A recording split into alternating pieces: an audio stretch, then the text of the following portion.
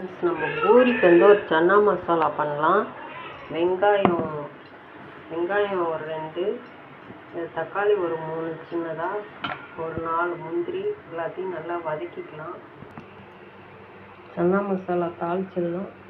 பட்டை, கிராம்பு எல்லாமே போட்டிருக்கேன்.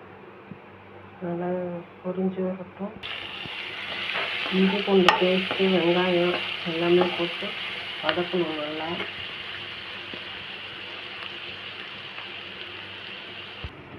சன்னா முதல் நாள் நைட்டே ஊற வச்சு இந்த அளவுக்கு 4 விசில் வச்சா இதெல்லாம் வெந்துடும். நான் 2 பேருக்கு பண்ணுறேன், அதனால் குவான்டிட்டி கம்மியாக இருக்குது. நீங்கள் அதே நிறையா பேர் பண்ணுறீங்கன்னா கொஞ்சம் சேர்த்து பண்ணிக்கோங்க. தக்காளி, முந்திரி, வெங்காயம் எல்லாத்தையும் நல்லா வதக்கி அரைச்சி எடுத்து வச்சுருக்கேன்.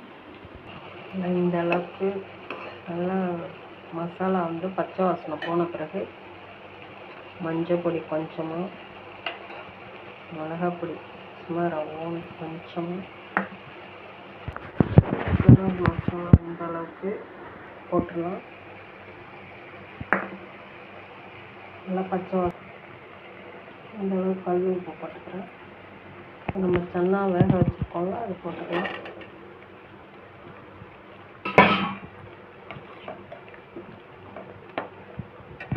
வேக வச்ச சன்னாவில் கொஞ்சோண்டு எடுத்து அரைச்சி வச்சுருக்கோம், லாஸ்ட்டாக போட்டுக்கலாம்.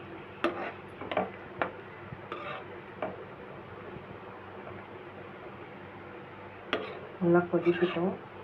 தேங்காய் அரைச்சி ஊற்றணும். முந்திரி போட்டிருக்கிறதுனால தேங்காய் போட வேணாம், வேணும்னா உங்களுக்கு போட்டுக்கோங்க. இதே சூப்பராக இருக்கும். சன்னா மசாலா போடணும்னு அவசியம் இல்லை. கரம் மசாலா போட்டால் சன்னா மசாலா போட வேண்டாம், ஏதாவது ஒன்று போடுங்க போதும். இதே வாசனை நல்லாயிருக்கும். ஹோட்டல் வாங்குற மாதிரியே இருக்கும், ஹோட்டல் ஸ்டைல். இன்னும் கொஞ்ச நாள் கொதிக்கிட்டோம். சன்னா மசாலா ரெடி. கெட்டியாக பண்ணியிருக்கேன் பூரிக்குன்றதுனால. நீங்கள் சப்பாத்திக்குன்னா தண்ணியாக பண்ணிக்கோங்க. பூரி போட்டுடலாம். 1 கப் மாவு எடுத்து பூரி மசாலா செஞ்சு பூரி போட்டு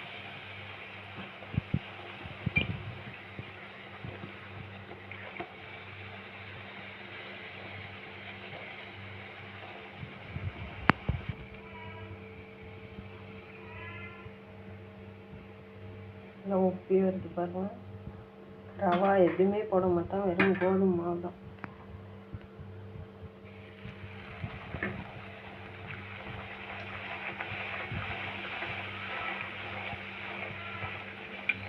ரொம்ப ரவுண்டாக வரலனாலும் பரவாயில்ல,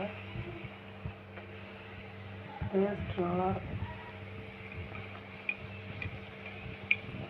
கொஞ்சமாக எண்ணெய் வச்சு நம்ம யூஸ் பண்ணிட்டோன்னா, சுட்டெண்ணெய் ரொம்ப யூஸ் பண்ண வேணாம், அதனால் கொஞ்சமாக தான் நான் வச்சுப்பேன். ஒன்று ஒன்றா போட்டு எடுத்துப்பேன்.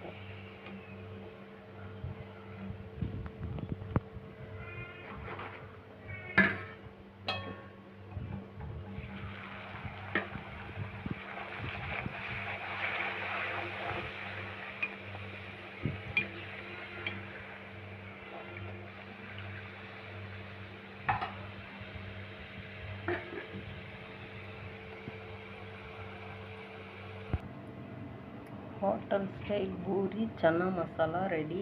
இதேமாரி நீங்களும் செஞ்சு சாப்பிட்டு பாருங்கள், சூப்பராக இருக்கும். தேங்க்யூ.